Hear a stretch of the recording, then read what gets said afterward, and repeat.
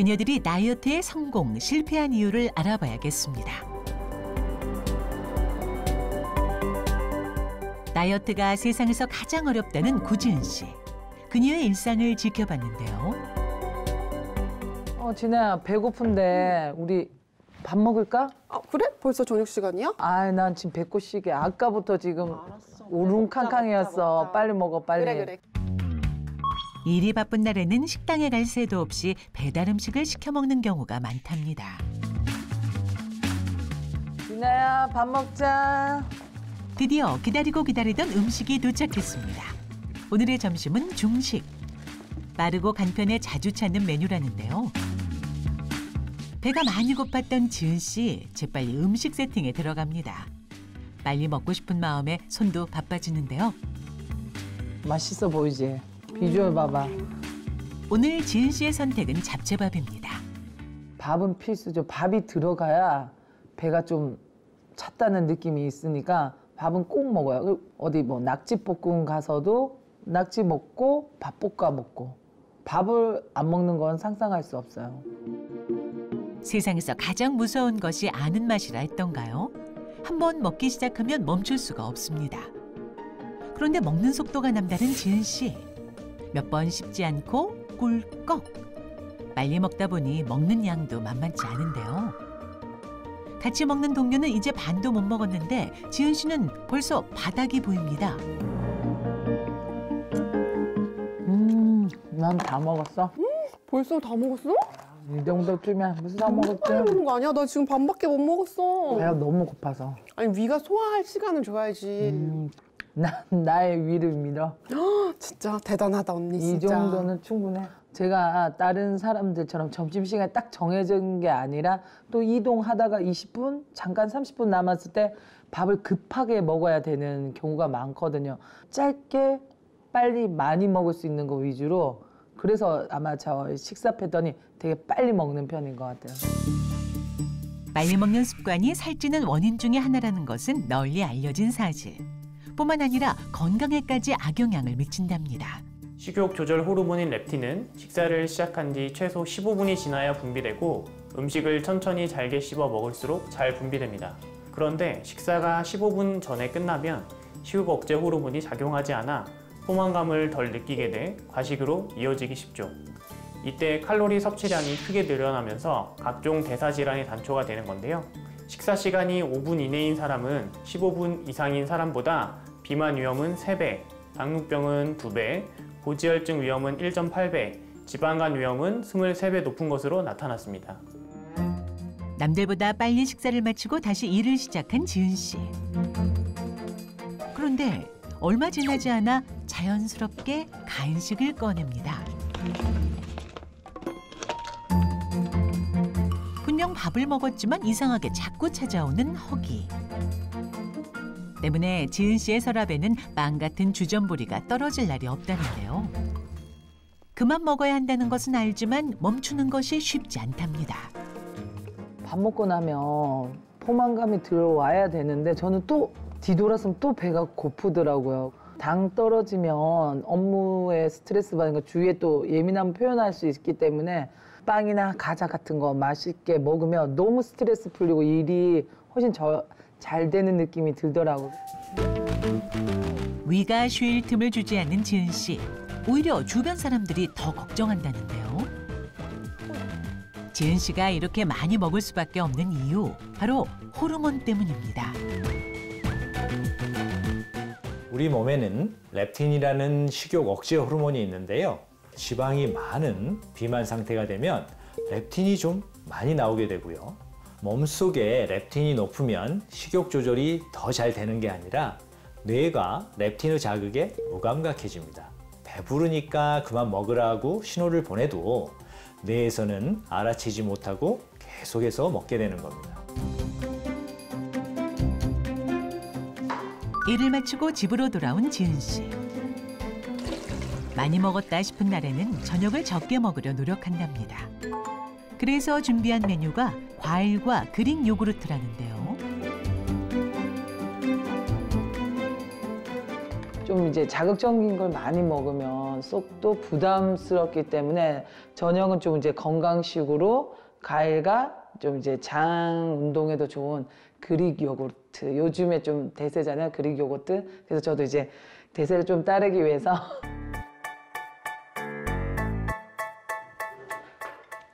내가 좋아하는 과일.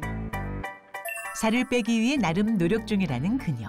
사실 지은 씨가 처음부터 살이 쪘던 것은 아니랍니다. 날씬하다는 말을 귀에 딱지가 않도록 듣던 시절도 있었는데요. 지금 한 25kg에서 30kg 찐 것 같아요. 아가씨 시절보다는. 그래서 다른 사람들이 다 누구냐고 지금 물어봐요.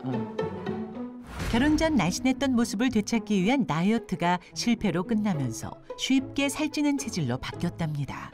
다이어트를 계속 했었는데 또 10kg 빼고 나면 요요가 20kg가 찌고 또 10kg 빼면 20kg가 찌고 사실 결혼 생활 10년 넘는 동안 몸무게를 제대로 남편한테 말할 수가 없더라고요. 배가 너무 나왔네. 이거 어떻게 하지? 언제 배가 들어가는 거야? 아기 낳은 지가 언젠데. 중년이 되면서 살이 빠지기는커녕 나이살까지 찌면서 더욱 고민이 많아졌다는 지은 씨입니다. 중년에 접어들면 음식 조절이나 운동을 해도 체중 감량이 어렵습니다.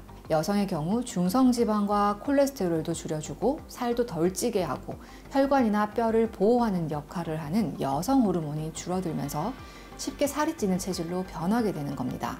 문제는 중년 여성이 살이 찔 경우 고혈압, 고지혈증, 당뇨병증에 걸릴 위험이 더욱 높아지기 때문에 체중 관리에 더욱 신경 쓰셔야 합니다. 인천의 한 댄스 학원. 체중 감량과 건강을 위해 바차타를 배우기 시작한 지 이제 7개월 됐다는 김정현 씨. 학원에 올 때마다 2시간씩 춤을 추지만 정작 체중에는 큰 변화가 없답니다.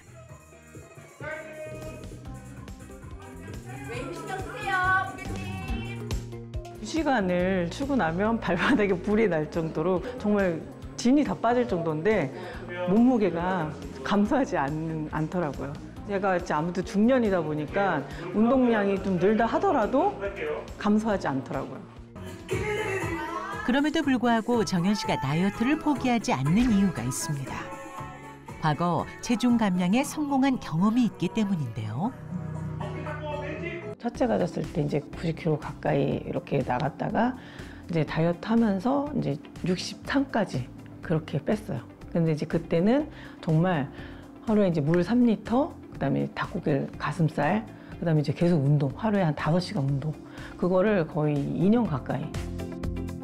87kg까지 늘었던 몸무게를 피나는 노력으로 63kg까지 뺐답니다. 그야말로 환골탈태.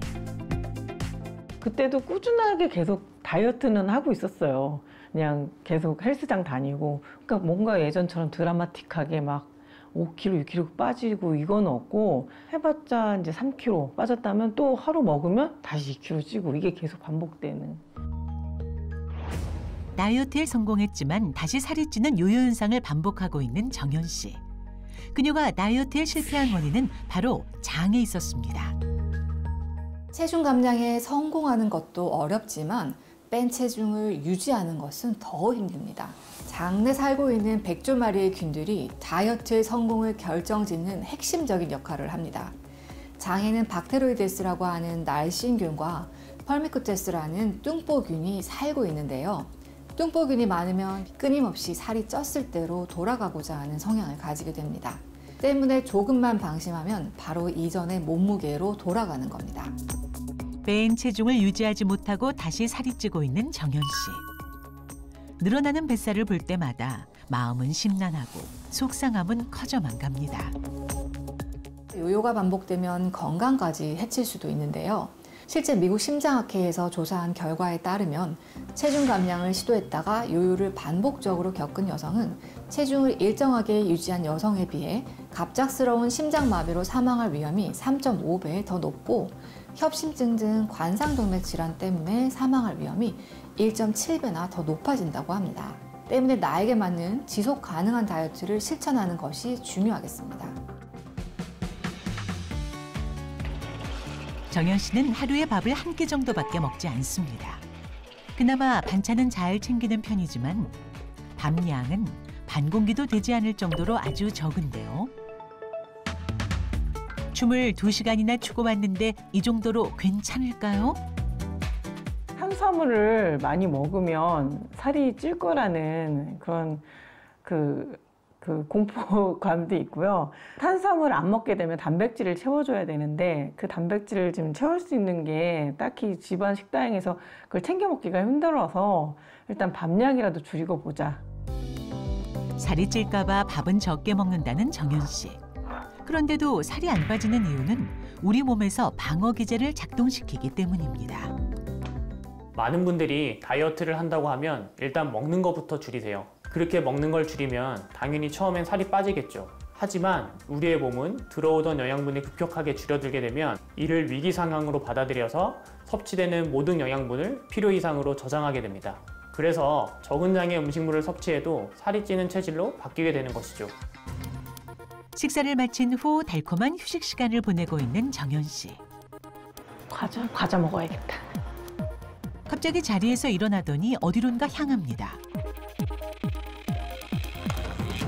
서랍장을 열자 어마어마한 양의 과자가 나타나는데요. 마치 편의점을 옮겨놓은 것 같습니다. 식사량을 적게 먹었으니까 좀 지나면 헛헛하고 뭔가 허전한 게 있어요. 그래서 그럴 때 가끔 젤리나 과자 이런 걸로 이제 헛헛함을 채우고요. 밥을 적게 먹었으니 이 정도는 괜찮겠지 싶어 입이 심심할 때마다 과자를 찾는다는 정연 씨. 생각 없이 먹다 보면 서너 개는 금방이랍니다. 쉬지 않고 계속 연달아 한 번에 4봉지 먹는 것 같아요. 배고파서 찾는 게 아니라 그냥 심심해서 참는 거다 보니까 습관적으로 그냥 입에 뭔가 없으면 입이 뭔가 놀지 않으면 허전하고 밥을 안 먹었기 때문에 괜찮아라는 게 계속 깔려 있는지 그냥 의식적으로 나는 뭘 더 먹어도 돼라는 게 있는 것 같아요. 또 배가 이렇게 가스가 차. 살이 찌면서 장 건강이 안 좋아지기 시작했답니다. 뭘 먹기만 하면 바로 느껴지는 더부룩함. 아우, 속이 안 좋지? 배야. 특히 요즘엔 시도 때도 없이 가스가 차서 일상생활에까지 불편함을 느낄 때가 많다는데요. 트름도 올라오고 아래 가스 차고 불편해. 화장실 가면 대변이나 이런 건 아니고 속이 항상 더부룩하고 불편해요.